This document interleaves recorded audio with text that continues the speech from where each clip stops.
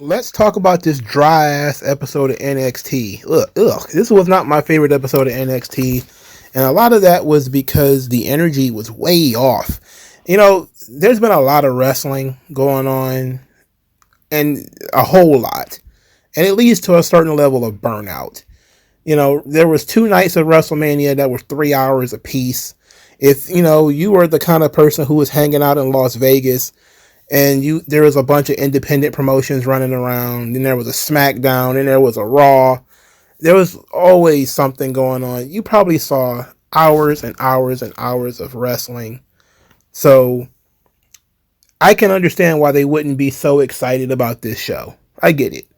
You know, it's just tiring. It's so much wrestling. Way too much. But I love NXT, so I actually punched through this show. But this wasn't one of my favorite episodes, and part of this was because of how tiring it was watching so much wrestling. I really do need a break from this stuff. Let's start with the main event. Stephanie Vaquera defeated Roxanne Perez in a decent match. It wasn't as good as it probably could have been.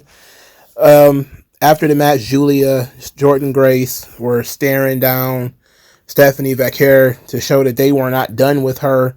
NXT ending the show with the champion holding the belt and everybody just staring at them. Kind of weird. Not really done. Don't really like it. It's kind of generic. As I know Stephanie Vaquera has been raising that belt a whole lot lately. You know, between Stephanie and Liv Morgan, they've worked a whole lot of shows this weekend. I think Liv Morgan worked pretty much every show this weekend except WrestleMania Night 1. I think she was on SmackDown. I think she worked, of course, Raw. She worked NXT. She's working extremely hard. And Stephanie Vaquera is right up there with her, you know, working extremely hard too. On top of doing media and things like this, I know they burnt the hell on out. So I'm not surprised this match was kind of pedestrian. It's less than what they could probably do if given some real time in front of a real crowd who truly believed that Roxanne Perez had a chance to win. I'm pretty sure people were just kind of like, yeah, Roxanne's not going to win, so there's no point in getting too excited about it. And that's also why I take points off of the match, because I never at any point thought that Roxanne was going to win this match. All right, so let's go to the beginning of the show. Liv Morgan and Raquel Rodriguez defeated Tatum Paxley and Gigi Dolan. Perfectly serviceable match. Not much to say about it, really. Liv Morgan pins Gigi Dolan with the Oblivion. Now Tatum Paxley and Gigi Dolan are going to go back over to TNA, and I guess they're going to get prepared to challenge the tag team champions over there. And that seems to be what's going on with Chemical X, because for some reason Shotzi was on the pre-show of Stand and Deliver, but she didn't show up here. I don't understand what they're doing with Shotzi. Like, she's there sometimes and sometimes she's not. And there's no real explanation for why she's not there. It's just she's not there. Tatum Paxley is a very fun wrestler, and so is Gigi can be too, but she's also been in the system for 5 or 6 years, and you question how long she's going to be around. As a matter of fact, we're going to talk about that in a moment. Like near the end, we're going to talk about some of the people that have been discussed as call-ups for the main roster, but we'll do that near the end of the show. All right, Lexis King was hanging out with Penn and Teller. I forgot about this from the show, where Penn made the cup disappear, and in order to bring the cup back, Lexis King had to agree that these guys can really do magic, and he had to defend the cup against a hand-picked opponent from them. He does both of those things, agrees that they can do magic, and they give him the cup back, and he promptly goes to pick a fight with Ricky Starks by saying that he doesn't like smug pricks like Ricky Starks. Then challenged him for a winner-take-all Cup versus North American title match next week, to which Ricky Starks agreed. But first, he had to defend the Heritage Cup against a surprise opponent, and that surprise opponent was Noam Dar. Noam Dar.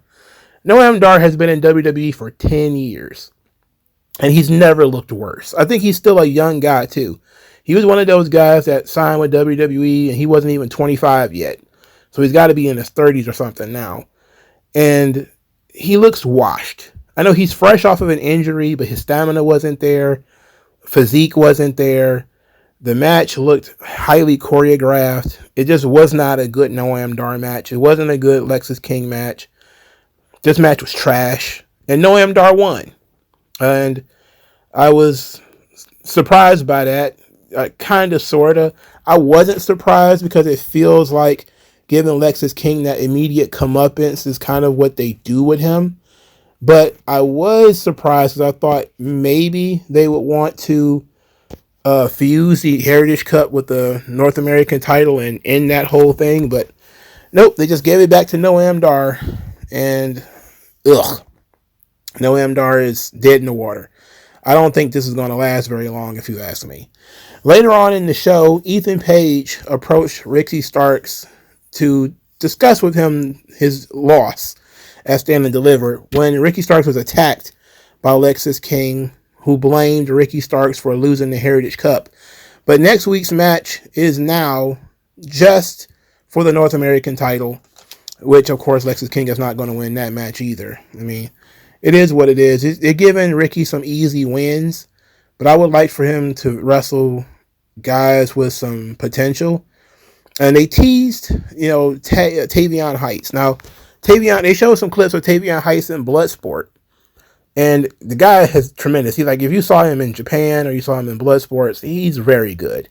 Why he's not a big, main event level star in NXT is because, I don't know. I have no answer. It's not race, because all the guys in the main event of NXT are black. So it ain't race. What could it be? Is he Jewish? I don't know. Is his name Heightstein or something like that? I don't know. Is he a woman secretly? I don't know. It's got to be some reason why Tavion Heights isn't getting the push towards the main event that everybody else is, because he's a freak athlete. It's just very good. And Miles Bourne is watching that. And, Ren says, like, oh, Miles Bourne, why didn't you go do Bloodsport? And he's deaf. He clearly heard her somehow. But he's like, me. You know how deaf people talk. That's so sad. And out of nowhere, here comes Dark State. They want the No Quarter Cash crew to break up, or they're going to break them up like they broke up the D'Angelo family. But Miles Bourne ain't concerned about this. He says, hey, we can kick your asses.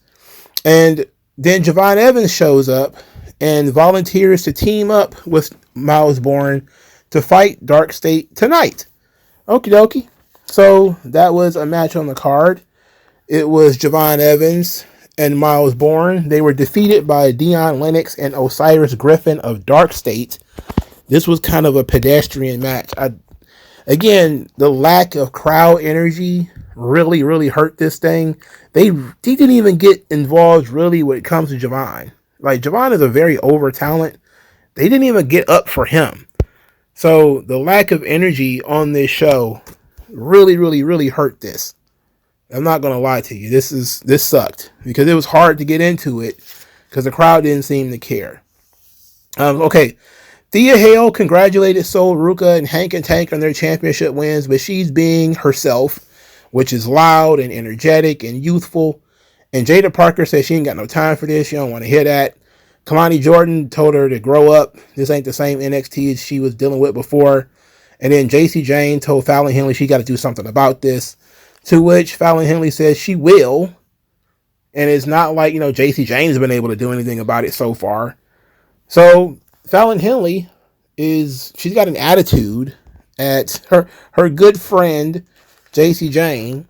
And she ends up booked in this match against Thea Hale. Now, this was a rough one because this match was all of 3 minutes or so. Thea Hale defeated Fallon Henley. JC Jane kicked Fallon Henley as Fallon Henley did the old "I'ma hold her arms and you kick her" routine. And Thea Hale managed to escape. From there, Thea Hale put in the Kimura and tapped out Fallon Henley. It was a short match. And considering Fallon Henley was winning matches not too long ago, she's now a jabroni, I guess. This is just the ups and downs of being in NXT for too long. All these people have been in NXT too long, if you ask me. The funny thing about this match is Booker T on commentary yelling about how Chase U is a defunct school that produced no stars and is worthless and all this stuff. And then they show later Andre Chase rebooting Chase University. That was really funny to me. I found that to be very entertaining. All right, Obafemi, he had a promo in the ring, and he is interrupted by Trick Williams. Trick Williams wants a one-on-one. He says he's tired of bums coming into NXT and getting opportunities, people getting in his way. He mentioned that it was Obafemi's birthday, so then the crowd starts chanting for Obafemi's birthday, and Trick Williams just talks over them, which is amazing. He didn't, stop or nothing. Then one fan said something about Trick Williams' heels, because he's wearing like heeled boots, and Trick Williams was like, your mama like them, with no, not even a half step in the promo. That was probably one of the better pops for the night. And then he is interrupted by Joe Hendry. Yes, the TNA World Champion, Joe Hendry. Joe Hendry says that the rumors are true. Trick Williams has indeed changed. Now he's indulging in self-pity. He said Trick Williams is no longer hungry. Now he's entitled. He's becoming a whiny bitch. So Trick Williams is now mad and said, you like to talk about what you believe. Let's talk about what Trick Williams believes. Trick Williams believes you don't belong. Trick Williams believes you're an outsider. Trick Williams believes you got your ass kicked by Randy Orton at WrestleMania, which is great. Joe Hendry says that he might have lost, but he lost in front of 60,000 people while Trick Williams was in the stands like a fan. Oh, that was a pretty good one too. He then told Trick Williams to get out of the way because the champions have business to discuss. Obafemi and Joe Hendry then proceed to toss Trick Williams from the ring and stare at each other.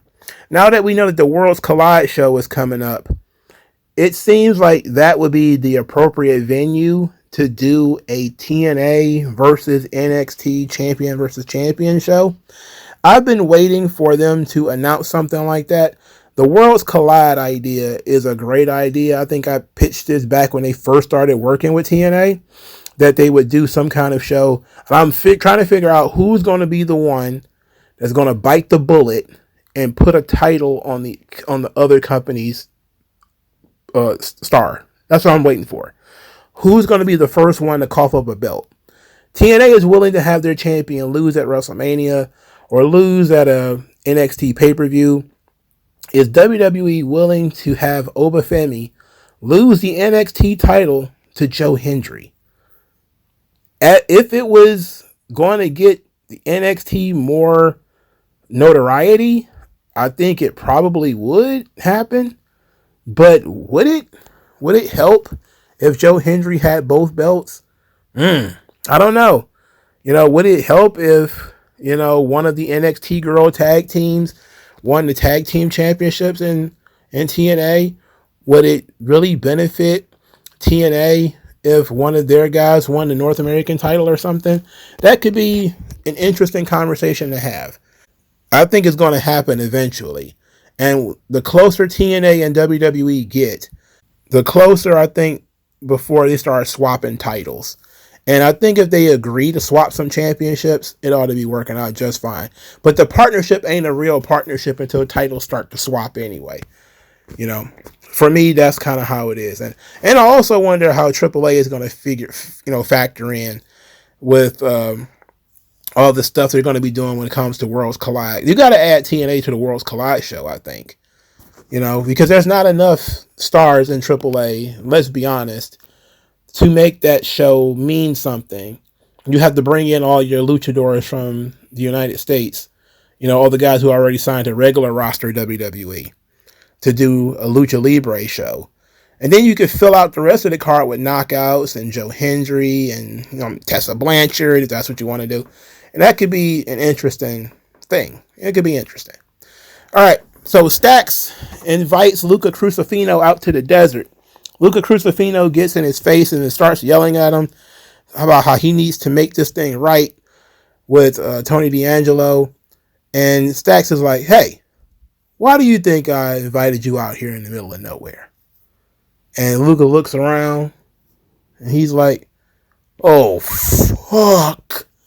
And he didn't get attacked, but it seemed like he was going to get murdered and he was going to get buried out in the desert.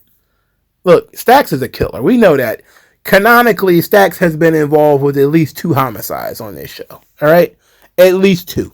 There's at least 2 murders that has happened on this show that Stacks has been involved in.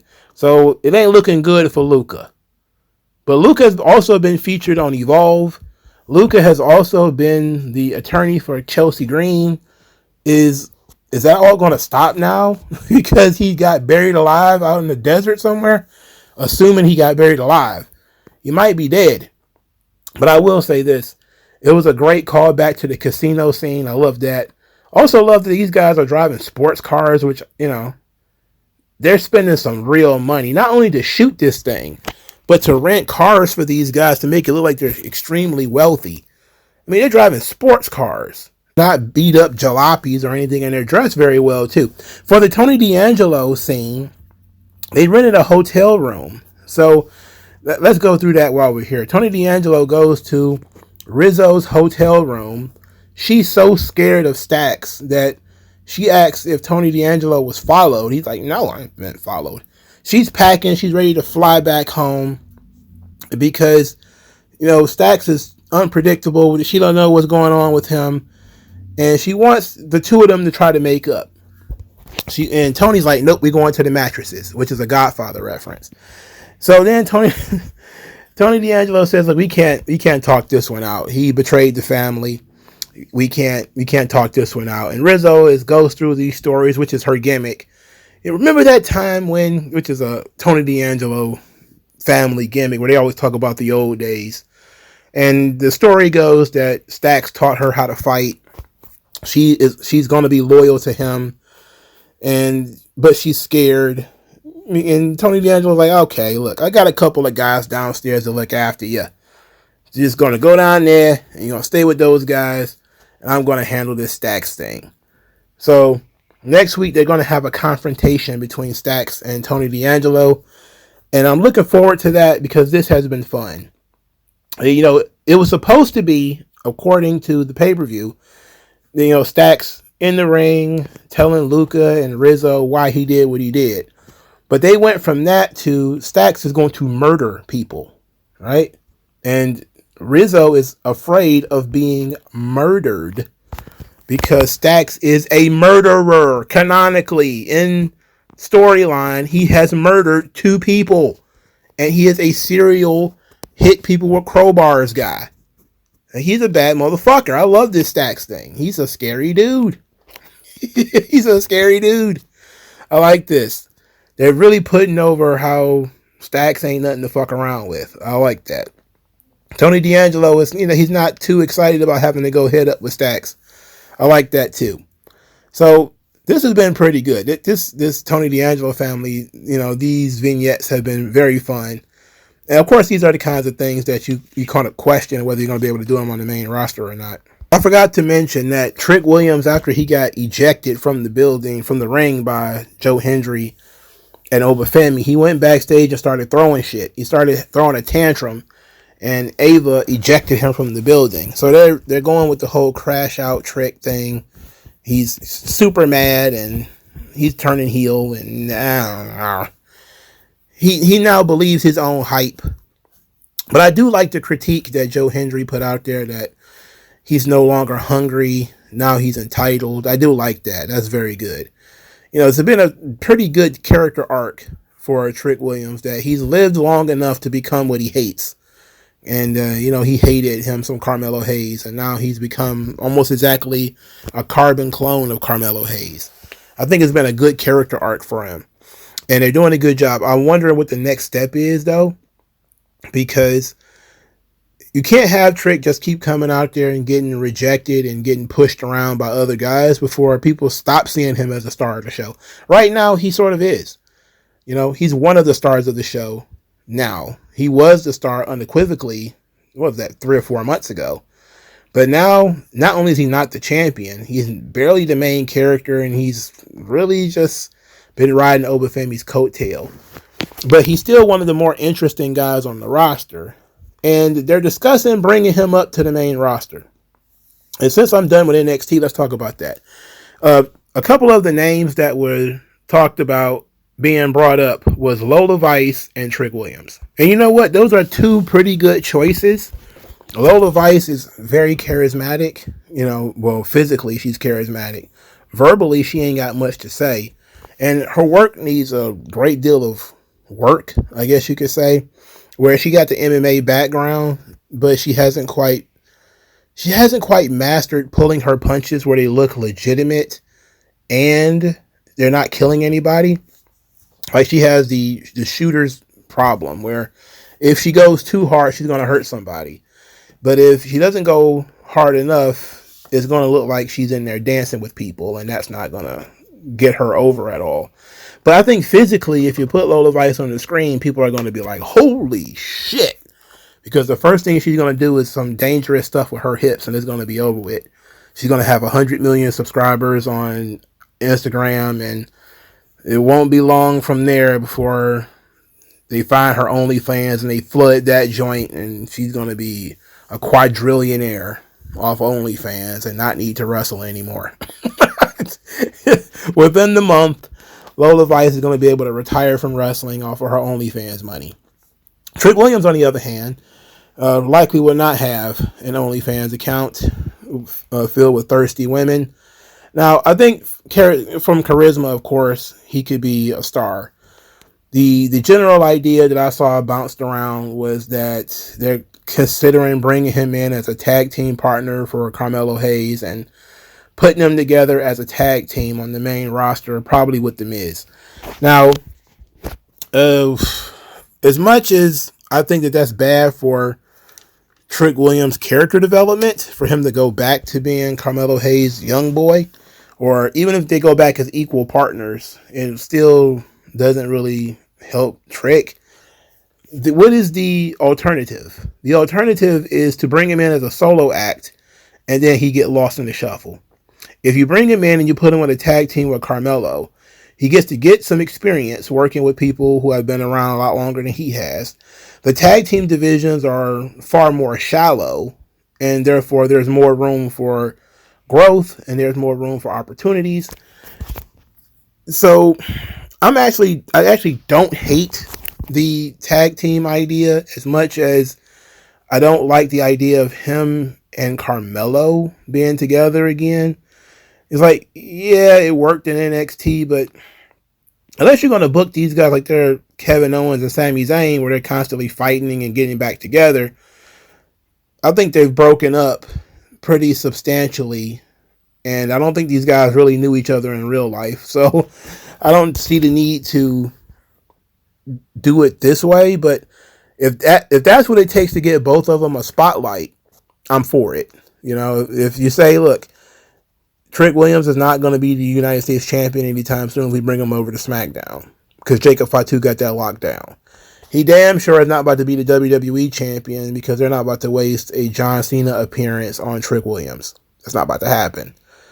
But a tag team, he can get in there with the Street Profits and they can do some really good promos, the four of them working back and forth.